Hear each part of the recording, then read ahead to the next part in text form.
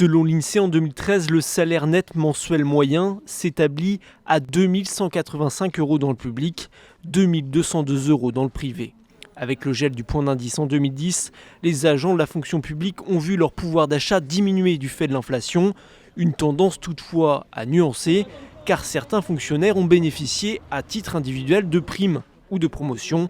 Pour cet économiste, ils ne sont d'ailleurs pas les plus mal lotis. C'est qu'il y a une quinzaine d'années, il y avait un écart de revenus en moyenne entre les fonctionnaires et les salariés du privé. Aujourd'hui, 15 ans plus tard, on a quasiment le même niveau de revenus dans le privé et dans la fonction publique. Donc là, on a un problème, puisque à même niveau de revenus, il y a un risque élevé pour le privé, qui est le chômage, et un non-risque pour le public, qui est justement l'emploi à vie. D'après la Cour des comptes, les effets du gel du point d'indice restent sensibles.